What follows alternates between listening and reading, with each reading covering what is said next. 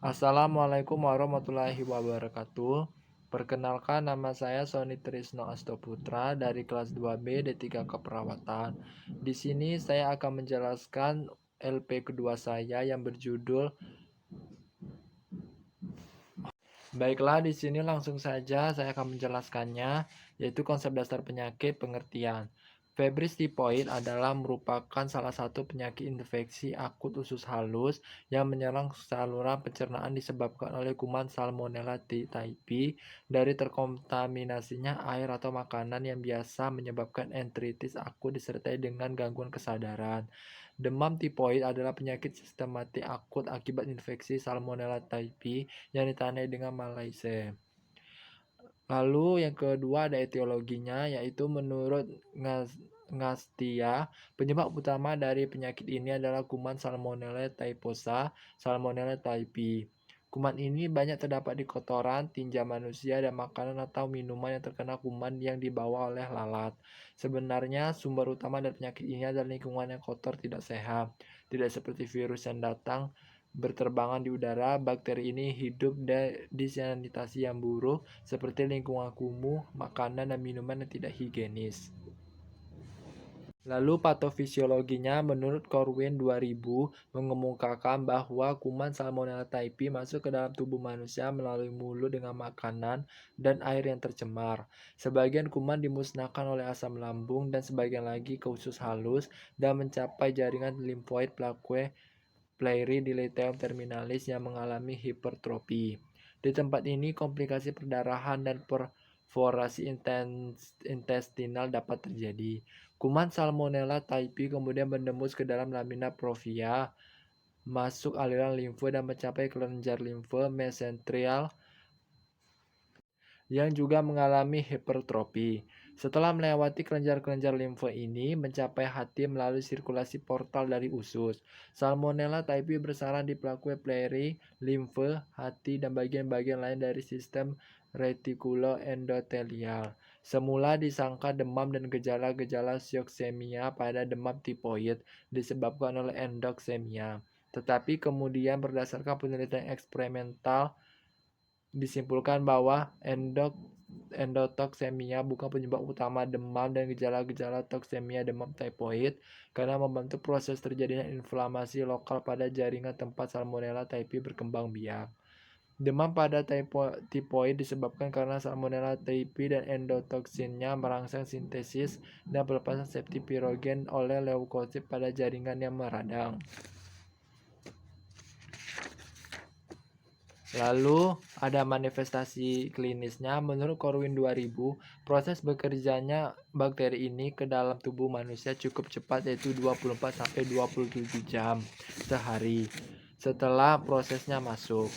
Lalu meski belum menimbulkan gejala, tetapi bakteri ini mencapai organ-organ hati, kandung empedu, limfa, sumsum tulang, dan ginjal. Rentang waktu antara masuknya kuman sampai dengan timbulnya gejala penyakit sekitar 7 hari. Gejalanya sendiri baru muncul setelah 3-60 hari. Pada masa-masa itulah kuman akan menyebar dan berkembang biak. Menurut Sudarjo 2007 mengemukakan bahwa manifestasi klasik yang umum ditemui pada penderita demam tipoid biasanya disebut febris remitter atau demam yang bertahap naiknya dan berubah-ubah sesuai dengan keadaan lingkungan, dengan perincian 1 minggu pertama demam lebih dari 40 derajat Celcius, nadi yang lemah bersifat dikrotik dengan denyut nadi 80/100 per menit. Lalu minggu kedua suhu tetap tinggi, penderita mengalami delirium, lidah tampak kering mengkilat, denyut nadi cepat. Tekanan darah menurun dan limfa dapat diraba. Minggu ketiga, jika keadaan membaik, suhu tubuh menurun, gejala dan keluhan berkurang. Bila keadaan memburuk, penderita mengalami delirium, stupor, otot-otot bergerak terus, terjadi inkontinensia alfi dan urin. Selain itu terjadi metoerisme dan timpani dan tekanan perut meningkat disertai nyeri perut. Penderita kemudian kolaps dan akhirnya meninggal dunia akibat terjadinya degenerasi miokardial toksik. Lalu minggu keempat, bila keadaan membaik, penderita akan mengalami penyembuhan meskipun pada awal minggu ini dapat dijumpai adanya pneumonia lobar atau thrombophlebitis vena femoralis. Lalu selanjutnya pemeriksaan penunjang menurut Corwin 2000. Pemeriksaan diagnostis untuk pasien yang kasus Febres tipe antara lain yang pertama itu pemeriksaan leukosit, yaitu yang kedua pemeriksaan SGOP dan SGPT, lalu yang ketiga kenaikan darah, lalu ada penata laksanaannya. Menurut Sudarjo 2007, secara fisik mengawasi kondisi klien dengan pengukuran suhu secara berkala 4-6 jam. Yang pertama, perhatikan apakah anak tidur gelisah, sering terkejut atau mengigau. Perhatikan pula mata anak cenderung melirik ke atas atau apakah anak mengalami kejang-kejang. Demam yang disertai kejang yang terlalu lama akan berbahaya bagi perkembangan otak karena oksigen tidak mampu mencapai otak. Lalu yang kedua, memperhatikan aliran udara di dalam ruangan. Yang ketiga, jalan napas harus terbuka untuk mencegah terputusnya suplai oksigen ke otak yang akan berakibat rusaknya sel-sel otak. Lalu yang keempat, berikan cairan melalui mulut. Minum sebanyak-banyaknya minuman yang diberikan dapat berupa air putih, susu, air buah, dan air teh. Tujuannya adalah agar cairan tubuh yang menguap akibat naiknya suhu tubuh memperoleh gantinya. Lalu yang kelima, tidur yang cukup agar metabolisme berkurang. Lalu yang keenam, kompres dengan air biasa pada dahi, ketiak, lipatan paha. Tujuannya untuk menurunkan suhu tubuh di permukaan tubuh anak. Lalu yang terakhir, ketujuh, saat ini yang lazim digunakan adalah dengan kompres hangat yang bertujuan untuk menurunkan kontrol pengatur suhu di otak supaya tidak meningkat pengatur suhu tubuh lagi. Lalu yang bagian kedua yaitu konsep dasar asuhan keperawatan. Pengkajiannya terdiri dari identitas klien, keluhan utama, lalu ada riwayat kesehatan yang dibagi menjadi riwayat kesehatan sekarang, riwayat kesehatan sebelumnya, dan riwayat kesehatan keluarga. Lalu ada pola-pola aktivitas seperti aktivitas istirahat, sirkulasi, integritas ego, eliminasi, nutrisi, hygiene, nyeri atau ketidaknyamanan, dan keamanan. Lalu diagnosanya ada 3, yaitu hipertermia, nyeri akut, dan defisit nutrisi.